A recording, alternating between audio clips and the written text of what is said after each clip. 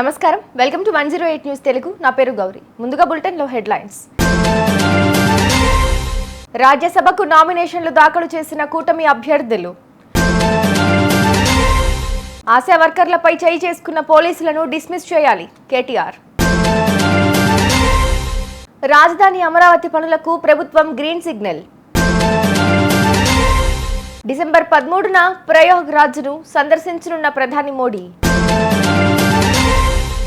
ఏపీలో 3 రాజ్యసభ స్థానాలకు కూటమి అభ్యర్థులు నామినేషన్లు దాఖలు చేశారు. బీదా మస్తాన్రావు, సానా సతీష్, ఆర్ కృష్ణయ్య నామినేషన్లు వేశారు. ఈ కార్యక్రమంలో మంత్రి అచ్చెన్నాయుడు, పలువురు ఎమ్మెల్యేలు పాల్గొన్నారు. ఈ సందర్భంగా అభ్యర్థులు మాట్లాడుతూ రాష్ట్రాభివృద్ధికి తమ వంతు సహకారం అందిస్తామని చెప్పారు. తమకు అవకాశం ఇచ్చినందుకు ధన్యవాదాలు చెప్పారు. రాష్ట్రాభివృద్ధికి చంద్రబాబు చేస్తున్న కృషికి తాము కూడా తోడవుతామని వెల్లడించారు.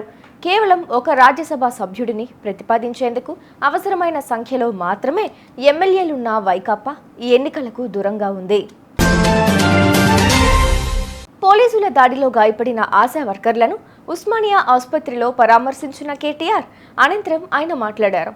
కరోనా సమయంలో ప్రాణాలు సైతం లెక్క చేయకుండా ఆశా వర్కర్లు సేవలందించారు. కాంగ్రెస్ ఇచ్చిన హామీలను గుర్తు చేసేందుకు ఆందోళన చేపట్టారు.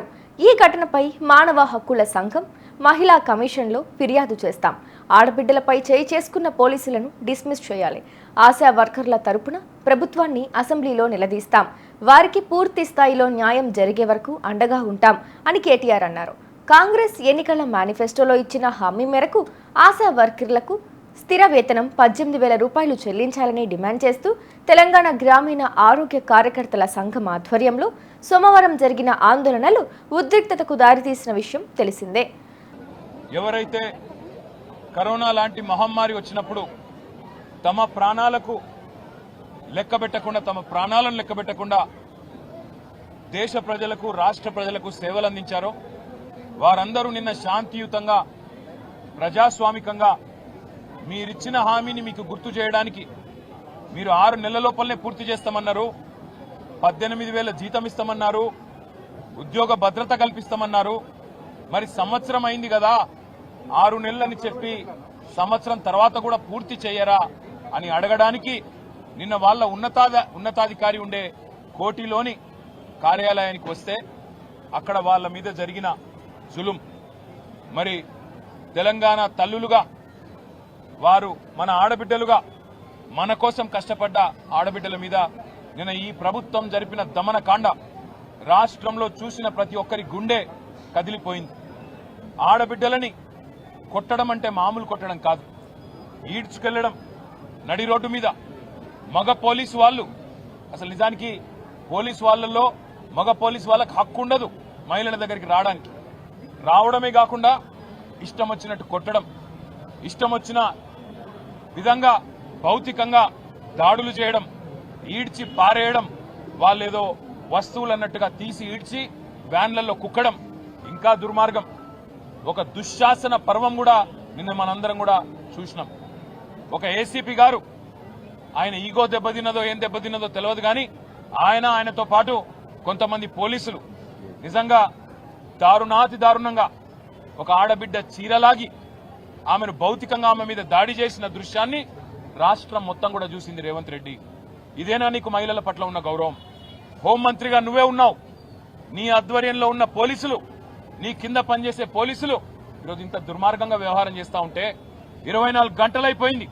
కనీసం ఆ పోలీసుల మీద యాక్షన్ తీసుకున్నావా? ఇప్పటివరకు ఇంతవరకు కనీసం చెల్లించినావా? కనీసం ఒక మాట మాట్లాడినావా నేను అడుగుతా ఉన్నా. అసలు సిగ్గుందా ఈ ప్రభుత్వానికి అని అడుగుతా ఉన్నా నేను. మీరిచ్చిన మాటనే కదా వాళ్ళు అడిగింది. వాళ్ళేమి గొంతమ్మ కోరిక కోరలేదు కదా. మీరే చెప్పినరు కేసీఆర్ గారు 1,700 నుంచి 9,700కు పెంచిండు, మీకు సరిపోదు, మేము 18,000 చేస్తామని చెప్పిందే మీరు. ఉద్యోగ భద్రత కల్పిస్తామని చెప్పిందే మీరు. ఇన్సూరెన్స్ సౌకర్యం కల్పిస్తామని చెప్పిందే మీరు. మీరిచ్చిన హామీని నిలబెట్టుకోమని చెప్పి మీ దగ్గరికి సంవత్సరం పూర్తయిన సందర్భంగా వాళ్ళు వస్తే నిన్న మీరు చేసిన దుశ్శాసన పర్వం తెలంగాణ ఆడబిడ్డలు మర్చిపోరు. ఆశాలు వారు తెలంగాణ వచ్చినాడు కేవలం 1,700 ఉండేది వారి గౌరవ వేతనం. కానీ కేసీఆర్ గారి నాయకత్వంలో 9.5 సంవత్సరాల్లో 3 సార్లు వాళ్ళ జీతాలు పెంచినాం. 1700 నుంచి 9700 దాకా తీసుకొని పోయినాం. సెల్ ఫోన్ అలవెన్స్ కూడా కలుపుకుంటే ఇంకో 250 రూపాయలు, మొత్తం 10,000 రూపాయల కాడికి కేసీఆర్ గారి ప్రభుత్వంలో తీసుకొని పోయినాం. రాజధాని అమరావతి పనులు ఇకపై శరవేగంతో జరగనున్నాయి. గత ప్రభుత్వ హయాంలో ఆగిపోయిన పనులను వెంటనే పునరుద్ధరించేందుకు ప్రభుత్వం ఆమోదం తెలిపింది. రాజధానిలో అసంపూర్తిగా ఉన్న మొత్తం 20 పనులకు సిఆర్డీఏ అథారిటీ సమావేశంలో గ్రీన్ సిగ్నల్ లభించింది. 11,467 కోట్లతో పరిపాలనా అనుమతులు మంజూరు చేసింది. 2 రోజుల్లో ఇందుకు సంబంధించిన టెండర్లను ప్రభుత్వం పిలవనుంది. ఈ మేరకు జీవో 968ను ప్రభుత్వం జారీ చేసింది. ఇందులో ప్రజాప్రతినిధులు, అఖిల భారత సర్వీస్ అధికారుల నివాస సముదాయాలు ఉన్నాయి. మొత్తం 11,467 కోట్లలో 2,498 కోట్లతో కొన్ని ప్రధాన రహదారుల పనులు చేపట్టగా 1,585 కోట్లతో పాలవాగు, కొండవీటి వాగు, గ్రావిటేషన్ కాలువల అభివృద్ధి, 3 రిజర్వాయర్లు నిర్మిస్తారు. అలాగే 3,525 కోట్లతో అఖిల భారత సర్వీసుల అధికారులు, గెజిటెడ్, నాన్ గెజిటెడ్ అధికారులు, 4వ తరగతి ఉద్యోగుల నివాస భవన నిర్మాణాలను పూర్తి చేస్తారు. ప్రధాని నరేంద్ర మోడీ ఈ నెల 13న ప్రయాగ్ రాజ్ సందర్శించనున్నారు. ప్రయాగ్ రాజ్లో జనవరి 13 నుంచి ఫిబ్రవరి 26 వరకు జరిగే మహా కుంభమేళా ఏర్పాట్లను ప్రధాని మోడీ పరిశీలిస్తారు. రైల్వే శాఖ చేసిన ఏర్పాట్లను పరిశీలించడంతో పాటు నూతన రైల్వే ప్రాజెక్టును ప్రధాని ప్రారంభించనున్నారు. కేంద్ర, రాష్ట్ర ప్రభుత్వాలు సంయుక్తంగా చేపట్టిన పలు ప్రాజెక్టులను మోడీ ప్రారంభిస్తారు. గంగా నదిపై నిర్మించిన కొత్త వంతెనను ప్రధాని నరేంద్ర మోదీ ప్రారంభించనున్నారు. గంగా మాత పూజ, హారతి కూడా చేస్తారు. అంతేకాకుండా డిజిటల్ కుంభ్ ప్రదర్శనను కూడా ఆయన పరిశీలిస్తారు. ప్రధాని మోడీ పర్యటన ఏర్పాట్లు యూపీ సీఎం యోగి ఆదిత్యనాథ్ పర్యవేక్షిస్తున్నారు.